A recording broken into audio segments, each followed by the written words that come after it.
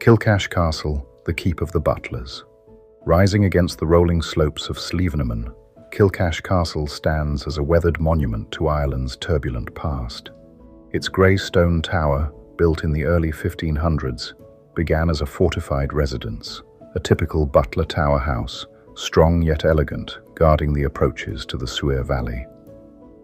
The castle's story is inseparable from the Butler dynasty, one of the most powerful Anglo-Irish families of the late medieval age. Around 1540, John Butler of KILCASH, a younger son of the 8th Earl of Ormond, established his branch here. From this modest stronghold, the family's influence grew, a blend of feudal authority, political intrigue, and cultural pride. Through the 17th century, KILCASH witnessed Ireland's great upheavals. During the Cromwellian Wars, the Butlers sided with the Royalists, and KILCASH became a refuge for Loyalist forces. The castle endured siege and confiscation before returning to the family after the restoration of Charles II. Its thick walls and tall chimneys carry the scars of that violent age.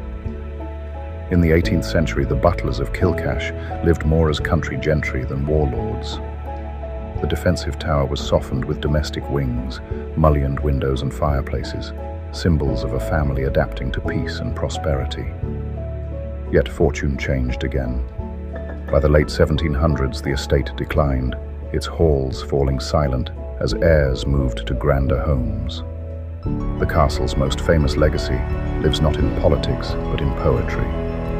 The haunting Irish lament, Sil Chase, KILCASH, mourns both the ruined house and its lady, Margaret McGuinness, Viscountess Eire, who died in 1744. The song's lament for the woods of KILCASH became a metaphor for Ireland's fading Gaelic order, echoing far beyond these quiet Tipperary hills.